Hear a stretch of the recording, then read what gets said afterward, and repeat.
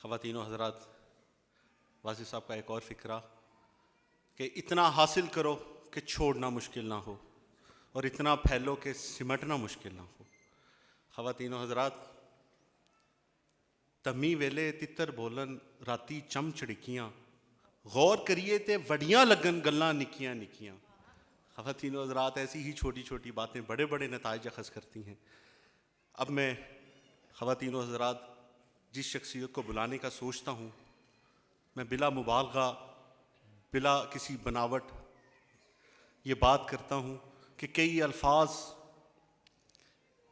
मेरी ज़ुबान पे हाथ बांध के खड़े हो जाते हैं। ख़वातीनो हज़रात, मैं फ़राग गोरखपुरी ने कहा था कि आने वाली नस्लें तुम पर फ़ख्र करेंगी ऐ लोगों, आने वाली नस्लें तुम पर फ़ख्र करेंगी ऐ लोगों, उनको जब मालूम ये होगा तुमने फ़िराक को देखा है। ख़वातीनो हज़रात, मैं पूरे तयक्कुन से ये बात करता हूँ कि मैं फ़ख्र महसूस करता हूँ। मैं नाम अभी लेना नहीं चाहता, मैं कहता हूँ कि शायद उस नाम के बाद मेरी कोई बात ज़ुबान से ना निकले। ख़वातीनो हज़रात, अभी यहाँ पे एडीसी गुजरांवाला बैठे हैं, राना वकास अनवर साहब, बड़े मोहब्बत से आए तो मुझे कहने लगे कि मैं यार यहाँ पे सिर्फ अमजद साकिब साहब को देखने आया हूँ। मैंने कहा कि वो इससे आप कोई ताल्लुक़, कोई बात उनसे कोई है, कोई रब्त? उन्होंने कहा नहीं, मैं डीसी गिलगित था, तो डीसी गिलगित में वहाँ पे एक बहुत बड़ा इशू ये था कि लोग जब बीमार होते थे या शादी ब्याह का कोई इवेंट आता था ना, तो लोग अपनी जायदाद को रहन रख के वहाँ से 20-25 हज़ार लेके अपना वो गुजारा करते थे। तो जब मैं वहाँ गया तो वो ये रेशो काफ़ी कम हो गई। तो मैंने लोग अपने सबॉर्डिनेट से पूछा ये क्या है, ये लोग अब काफ़ी हद तक बेहतर हो गए हैं। उन्होंने कहा जनाब ये गवर्नमेंट का काम नहीं है, ये यहाँ पे एक इदारा है अखुवत, वो यहाँ पे लोगों को कर्ज़े हंसना देता है बग़ैर सूद के। लोग अब वहाँ से वो लेके उनको कर्ज़ भी वापस लौटा देते हैं, अपनी बीमारी इलाज मुआवजा भी करवा रहे हैं।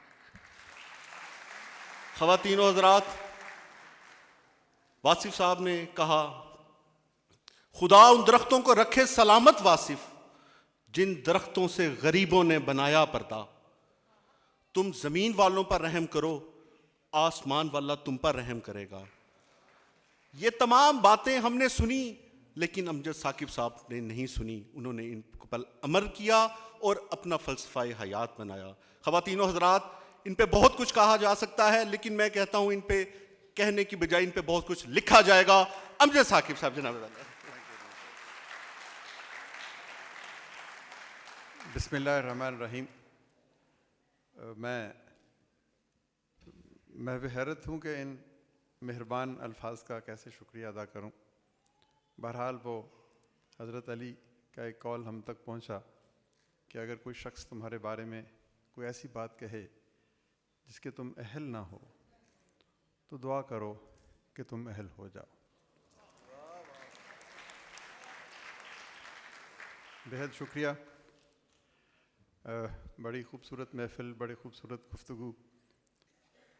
मैं इस दौरान यही सोचता रहा कि तसव्वुफ़ है क्या, सूफ़ी कौन होता है।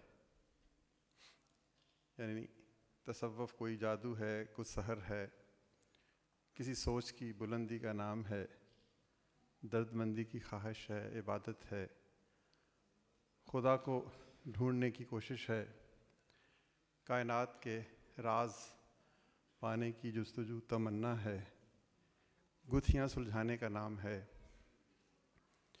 किसी के आंसू पोंछने का नाम है, किसी के सर पे दस्ते शफ़क़त रखने को कहते हैं।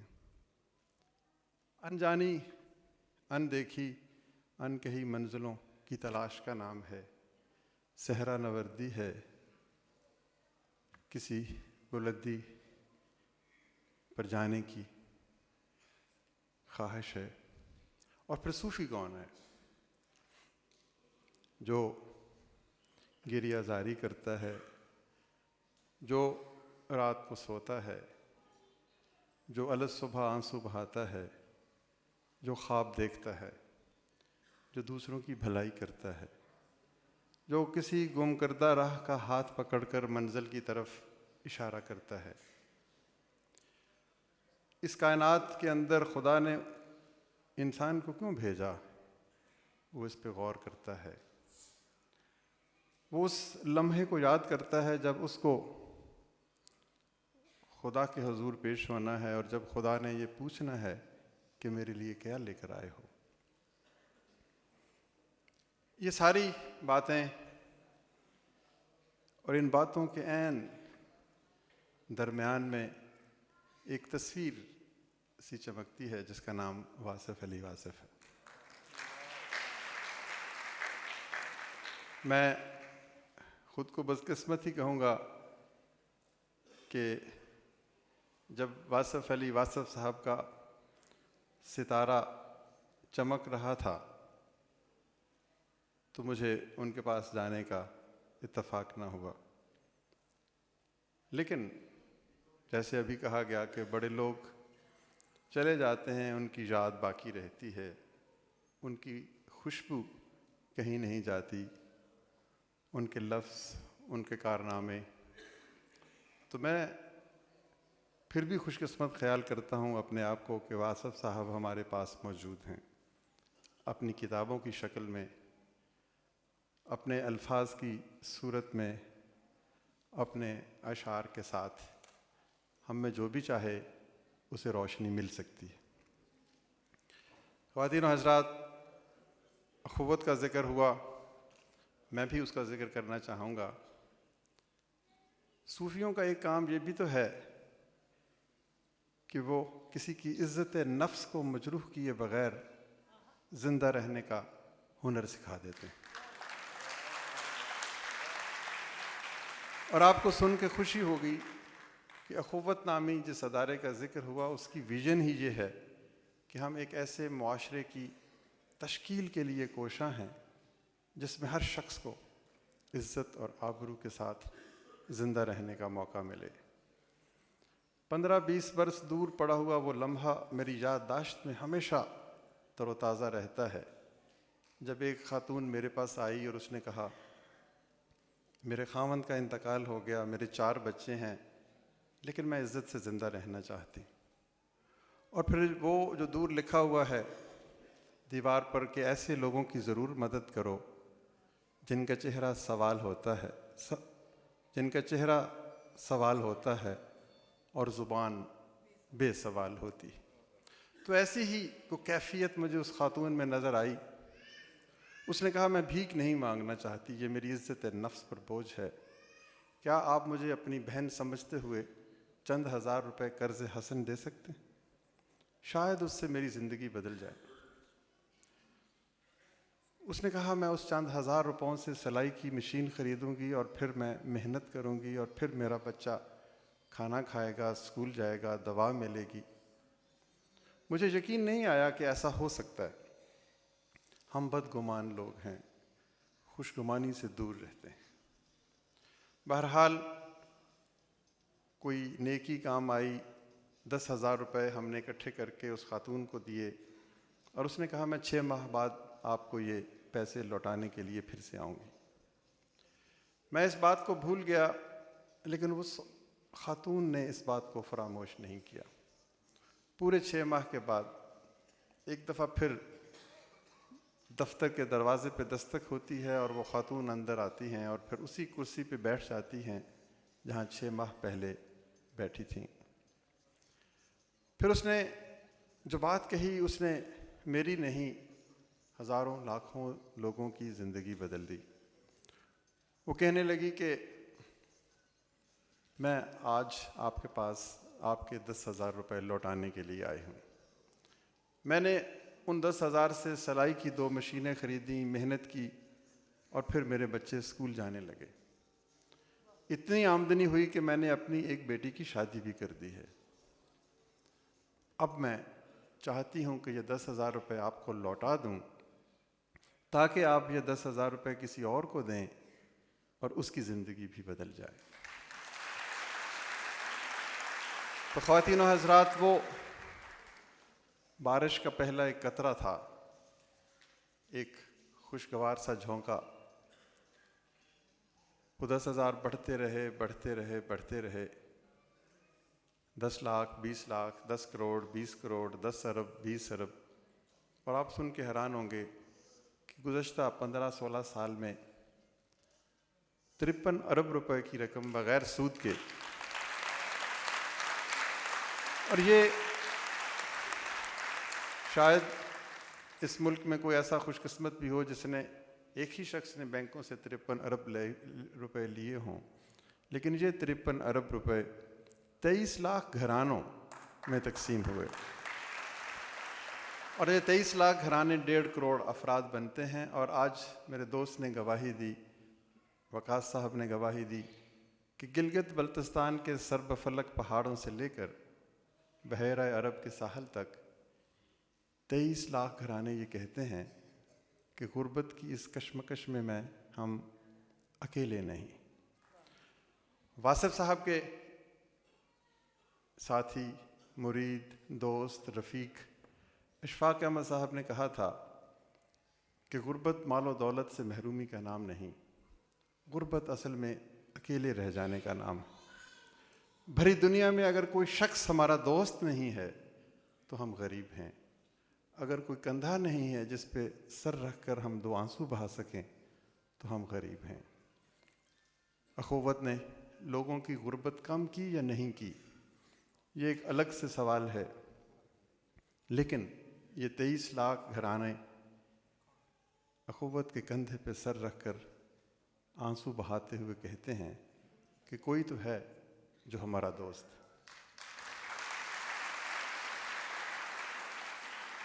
ये कहानी मैंने इसलिए सुनाई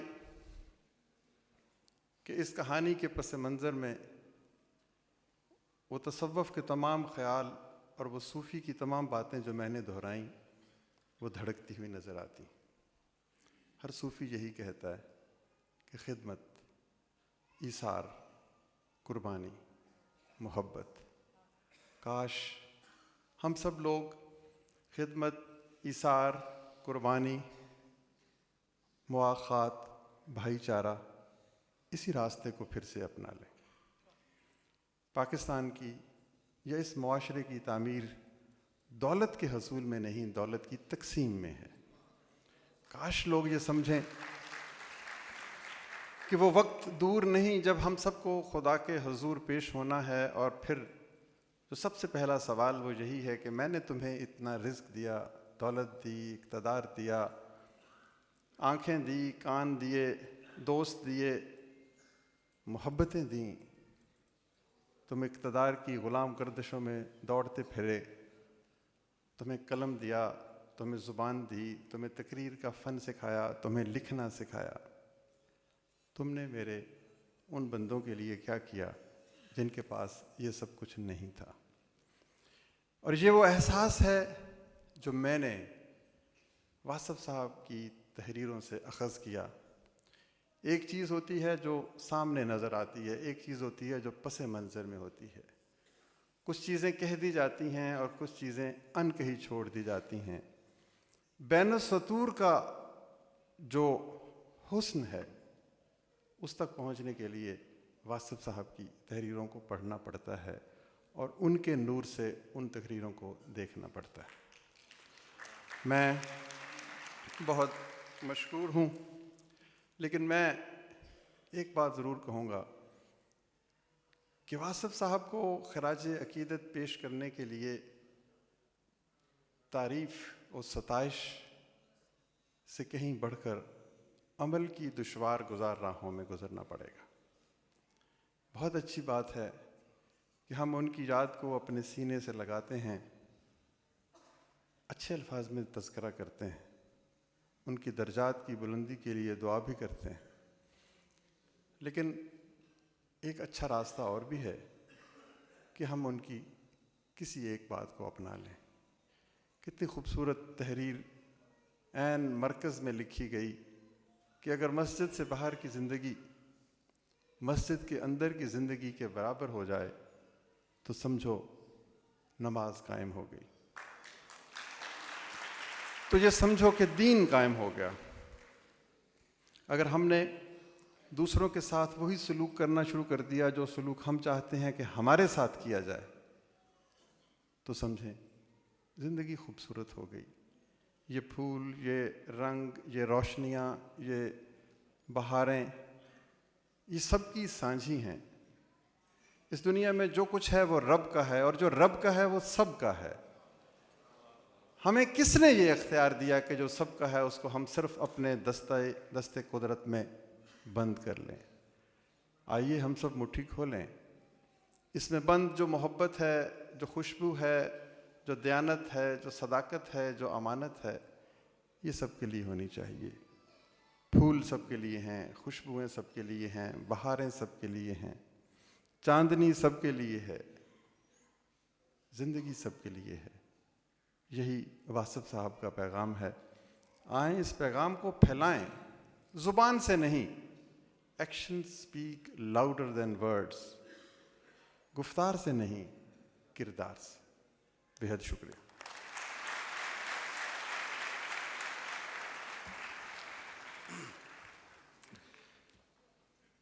ये थे जनाब डॉक्टर अमजद साकिब साहब।